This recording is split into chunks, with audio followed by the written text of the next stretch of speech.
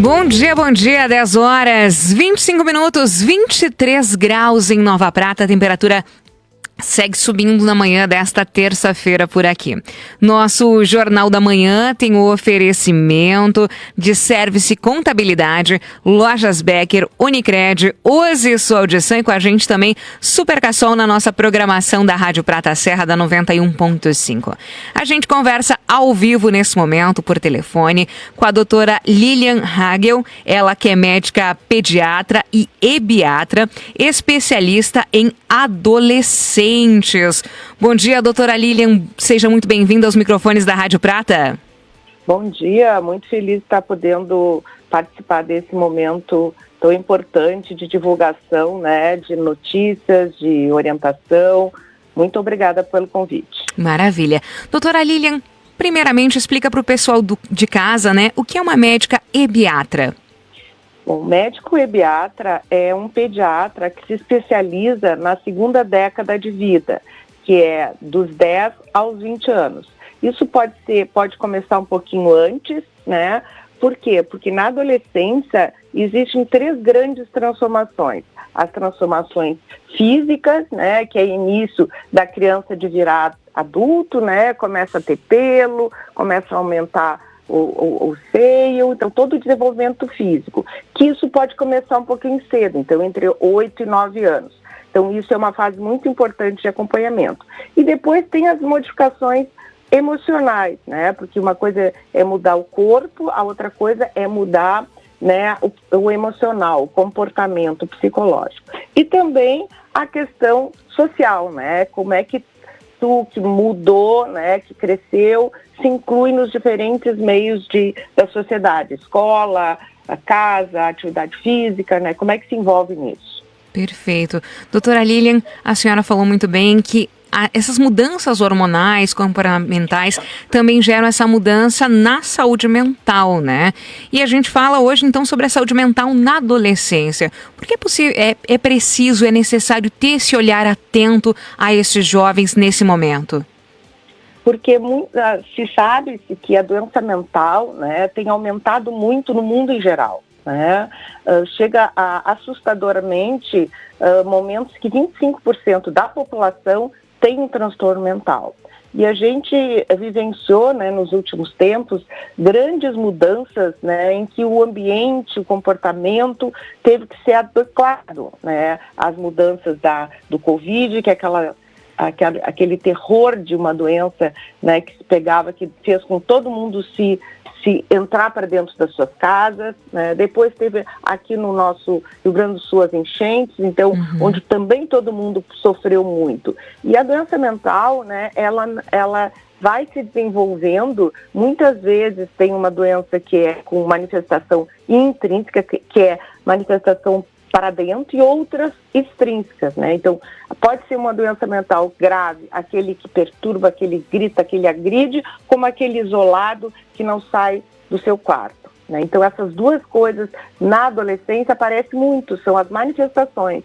E, como qualquer pessoa, né, é muito importante que o adolescente seja acompanhado pelo seu pediatra, se tiver o médico de adolescente, né? Por quê? Porque ali a gente vai avaliar não só a altura, peso, a visão, pressão, mas também as mudanças de comportamento. Então, uma avaliação, no mínimo, por ano, é fundamental que a gente tenha nessa fase. Perfeito. Doutora, é importante então que os pais se mantenham atentos também a essas mudanças, né? Não encarar tudo como algo normal da adolescência. Exatamente, é perfeita a tua orientação. E nem imaginar, né, que porque o adolescente está no seu quarto, ele está seguro. Antigamente, né, a gente não deixaria, por exemplo, ninguém, né, uma criança de 10 anos, 12 anos, ir fazer compras no super sozinho às 2 da manhã. Mas a gente permite que o adolescente faça compras online às 2 da manhã dentro do seu quarto. E a gente não sabe com quem ele está falando, né, como e o quê. E a gente vê coisas muito graves, né, acontecendo por isso, né? Então os pais, professores, adolescentes, não, ele está no quarto, ele está seguro. Não está.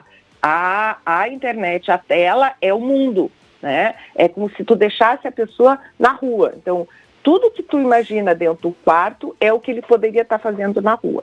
Perfeito. Doutora, é uma mudança comportamental e uma mudança também de tempos, né? Geracional. Exatamente. Né? E a gente tem que avaliar que o adolescente, quando ele está acompanhado, quando ele é supervisionado, ele é contido, ele é espetacular, né? Na adolescência tu tem as grandes mudanças, né?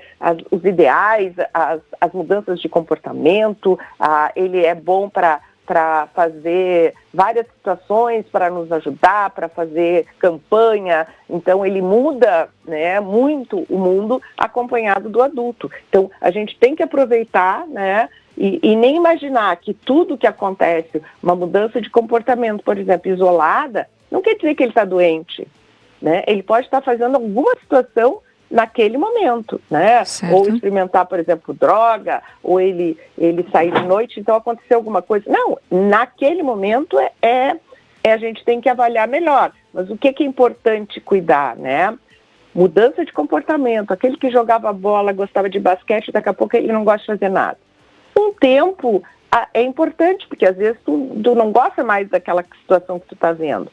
Mas o ócio permanente, o não vontade de fazer nada, cansaço sempre, né? E muitas vezes, vamos fazer os exames que vai dar. Não vai dar no exame físico nem de laboratório, né? Nós vamos dar no comportamento. Então, trocar de colégio, troca de amizade, muda, né, a situação, fica muito chateado quando recebe um não, está gostando de alguém e aí a pessoa, né, termina o relacionamento, aí um familiar pode dizer, não, isso não é nada, isso vai passar. Mas para ele, naquele momento, aquilo é uma situação muito importante. Então a gente tem que ter cuidado em desvalorizar um sofrimento, né? Quando ele diz, eu estou mal, a gente tem que respeitar e reavaliar.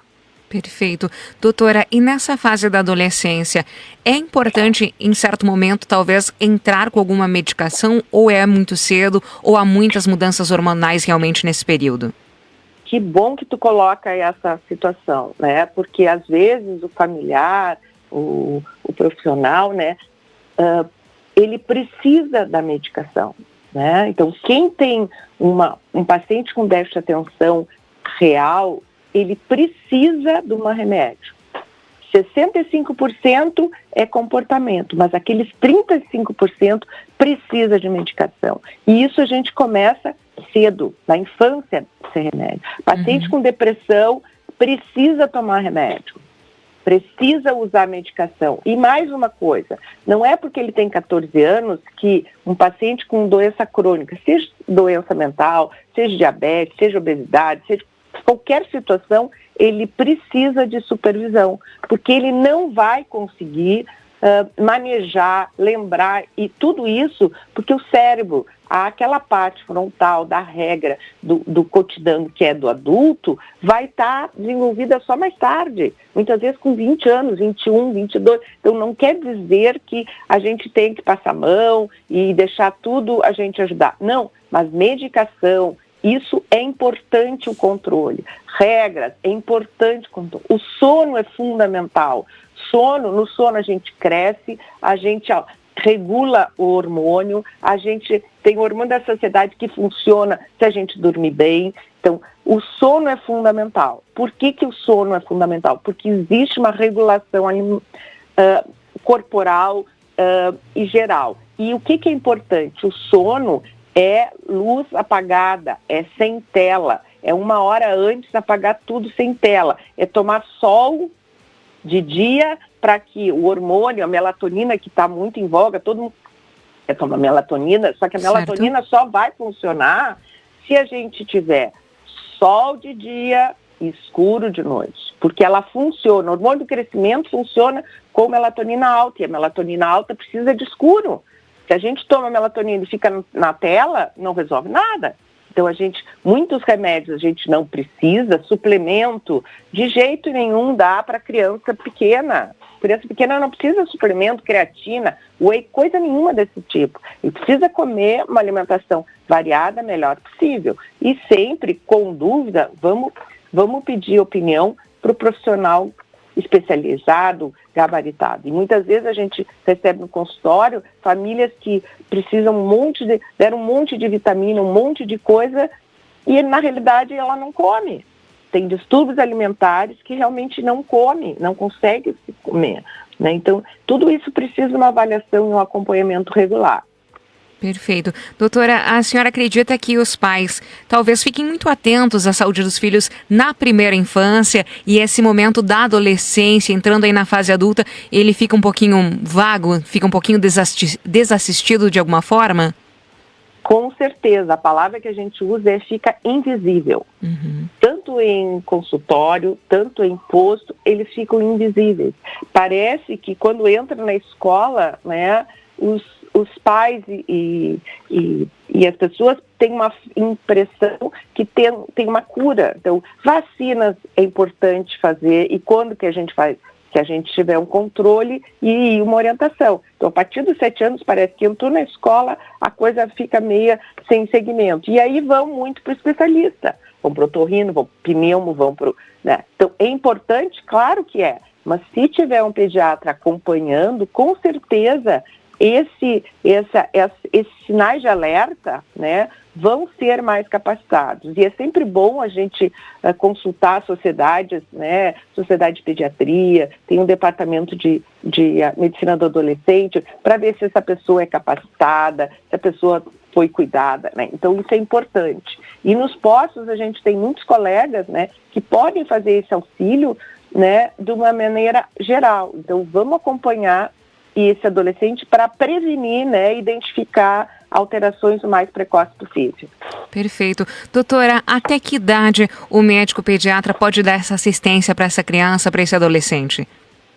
Segundo a Sociedade Brasileira de Pediatria, a pediatria vai do 0, né, ou até antes, na consulta do pré-natal, até os 20 anos. Então, a adolescência faz parte da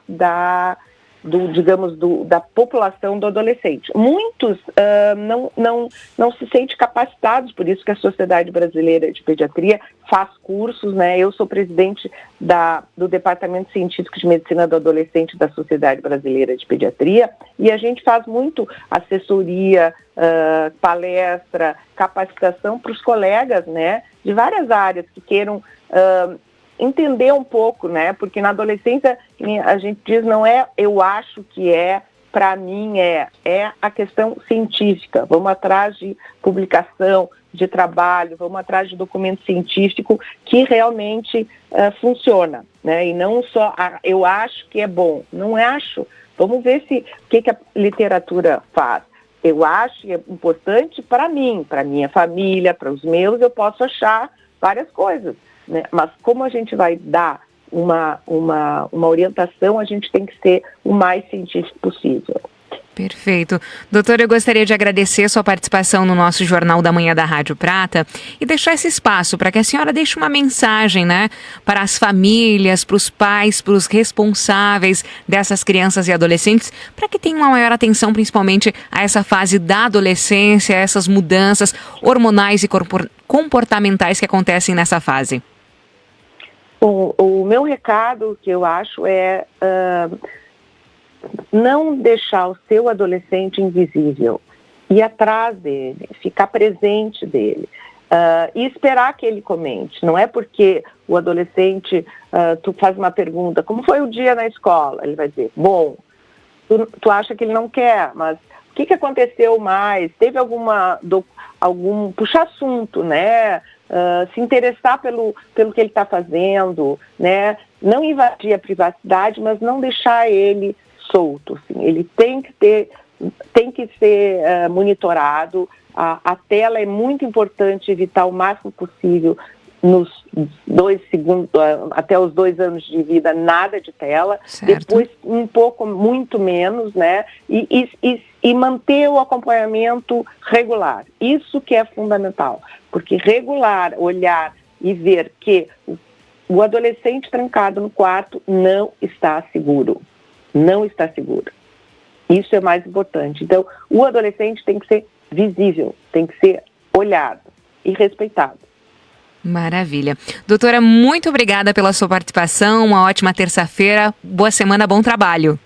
Muito obrigada, estou sempre à disposição, quem quiser entrar em contato comigo, estou à disposição. A senhora tem redes sociais, como é que o pessoal pode entrar em contato?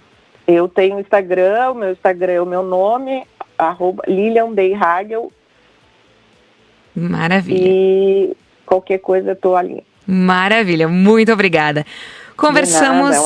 Conversamos então com a doutora Lilian Day-Hagel, médica pediatra e ebiatra, especialista em adolescentes. Ela que trouxe informações sobre essa fase da vida, né, e também sobre a saúde mental na adolescência, sobre a importância, né, dos pais e responsáveis estarem atentos a esse momento, a essa fase da vida. São 10h41, 23 graus em Nova Prata. Nosso Jornal da Manhã tem o oferecimento do Centro de Tratamento da Dor. Agende agora sua consulta gratuita na Sem Dor pelo telefone 21 50 31. Doutora Letícia Bergamassi, saúde da pessoa idosa, com acolhimento, responsabilidade e presença real. Atendimentos em Veranópolis para toda a região. Bom dia. Informação.